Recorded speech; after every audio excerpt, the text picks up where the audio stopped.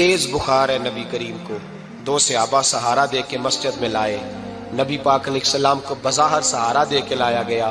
کریم رسول نے لوگوں کو جمع کیا، حضور آج کیا ہونے والا ہے، آج کیا کہا جائے گا، آج کس لیے میٹنگ بلائی ہے؟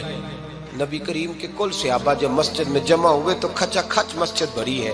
وصال ظاہری سے چند یوم پہلے کی بات، نبی پاک نے فرمایا آج تمہیں کوئی جہاد کی ترغیب نہیں دینی، آج کوئی نیا پیغام نہیں دینا، آج تمہیں بتانا ہے کہ رب نے اپنے بندے کو اختیار دیا ہے، چاہے تو دنیا میں رہے، چاہے تو اس کی بارگاہ میں حاضر ہو جائے۔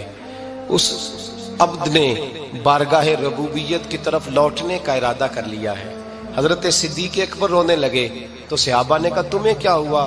کہنے لگے سمجھ نہیں رہے، کسی کی بات نہیں کر رہے، نبی پاک تو اپنی بات فرما رہے ہیں، اس نے جانے کا ارادہ کر لیا۔ سنیے میرے بھائی، محبوب پاک نے فرمایا بھائی کسی شخص کو میری طرف سے کوئی تکلیف پہنچی ہو تو بدلہ لے سکتا ہے، بدلہ لے سکتا ہے، کسی کو تکلیف پہنچی ہو۔ صحابہ پھوٹ کے رونے لگے، محبوبہ کرم ہی کرم ہوا ہے، رحمت ہی رحمت آئی، آپ کے بارے میں گمان کرنے والا بھی دائرہ ایمان سے نکل جائے گا۔ حضور آپ کیا فرما رہے ہیں؟ فرمایا نہیں بھائی اٹھو۔ پیچھے سے جناب عکاشہ بن محصن اٹھے، ہاتھ کانپتے ہیں، آگے بڑھے، کہنے لگے یا رسول اللہ، ایک جنگ کے موقع پر آپ نے درہ مارا تھا، ننگی پیٹھ پر صفیں سیدھی کراتے، بات دل میں رہ گئی ہے، میں نے بدلہ لینا ہے۔ نبی کریم نے فرمایا بلال دوڑ کے جاؤ، فاطمہ کے گھر درہ پڑا ہے، درہ لاؤ۔ سیدنا بلال حبشی کہتے ہیں میں گیا، دستک دی، سیدہ طیبہ طاہرہ حضرت فاطمہ فرمانے لگی بلال کیسے آئے ہو؟ اماں جی وہ درہ چاہیے تھا۔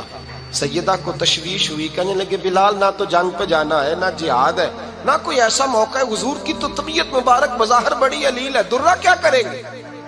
حضرت بلال عرض کرنے لگے اماں جی ایک صحابی بدلہ لینے لگے ہیں، صاحب طبقات نے جملے لکھے ہیں، کہتے ہیں بی بی صاحبہ نے درہ بھی دیا اور امام حسن حسین کو بھی باہر نکالا۔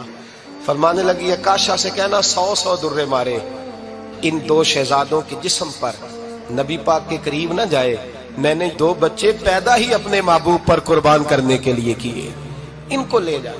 حضرت بلال کہتے میں 2 شہزادے لے کے آیا، اور جب دروازے میں میں لے کے پہنچا تو نبی پاک نے دیکھا تو آنکھوں میں آنسو آ گئے، فرمایا ان کو بٹھا دو، مجھے پتا ہے فاطمہ نے کیا کہہ کے بھیجا ہے۔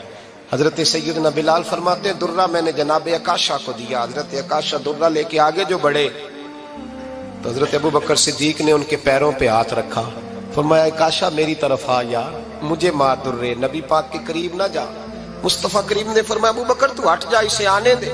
فرماتے ہیں میں چند قدم آگے گیا تو مولا علی شیر خدا نے میرے پیر پہ ہاتھ رکھا، کہنے لگے عکاشہ سوچ تو صحیح تو کیا کر رہا ہے؟ حضور نے فرمایا علی ہٹ جاؤ، میرا اور ان کا معاملہ ہے۔ جناب عکاشہ آگے بڑھ رہے، نبی کریم نے فرمایا میں اپنی امت کو درس دینا چاہتا ہوں، خبردار خبردار زندگی میں تمہارے ہاتھ سے زبان سے کسی کو تکلیف نہ پہنچنے پائے، خبردار یاد رکھنا وہ معاشرے بگڑ جاتے ہیں، وہ معاشرے تباہ کر دیے جاتے ہیں جہاں ظلم ہوتا ہے، جہاں زیادتی ہوتی ہے، جہاں لوگوں کو ستایا جاتا ہے۔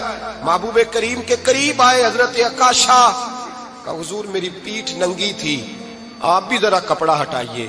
نبی کریم نے پیٹھ سے کپڑا ہٹایا، جناب عکاشہ نے درہ جو اٹھایا تو صحابہ کی چیخیں نکلی، حضرت عکاشہ نے درہ دور پھینکا، حضور کے بطن اطہر سے لپٹ گئے، چومنے لگے، کہنے لگے حضور وہ تو صفیں سیدھی کراتے لگ گیا تھا، آپ نے کہاں مارا تھا؟